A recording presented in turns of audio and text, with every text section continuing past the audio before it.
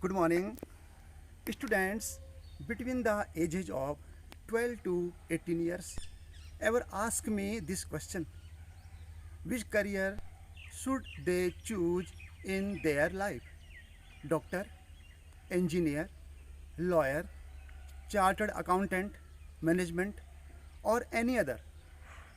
There is an enormous pressure on students to choose a different career by their parents, relatives, neighbors, and peer groups. Let me keep an example in front of you. A student tells that I am the only son of my parents and my father has a dream for me to become a doctor. Another student tells that I am the only girl child of my parents and my parents have a strong desire and ambition for me to become an engineer. Similarly, concerning the career of these two same students, their neighbors have different dreams, their relatives have some dreams, and their peer groups have yet another dreams. According to me, these dreams belong to those people only. So, students, you don't have to live your life by enforcing these dreams upon you. In fact, when we fail to achieve a goal in our life, we think that now our child will fulfill that goal.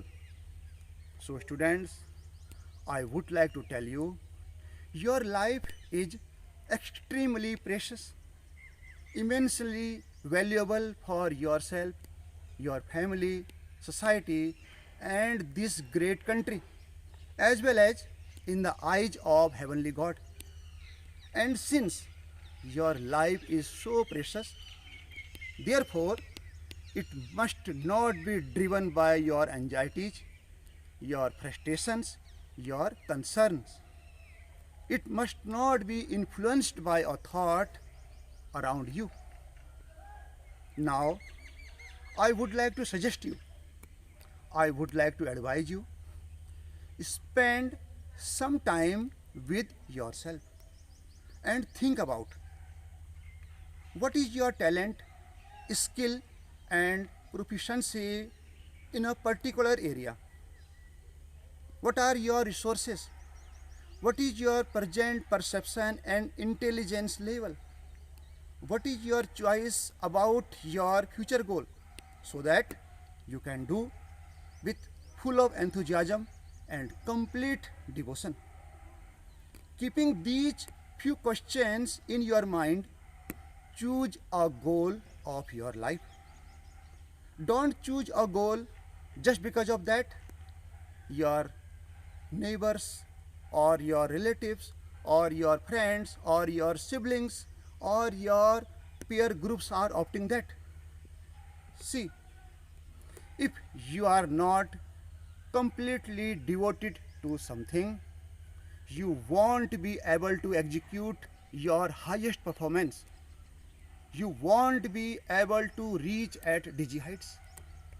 Check whether it is art, music, dance, political science, science and technology, and spirituality, as well as carpenter, electrician, and any other. It doesn't matter what is it. But if you are not entirely committed to something, if you are not entirely devoted to something, you won't be able to conquer your heart's desire.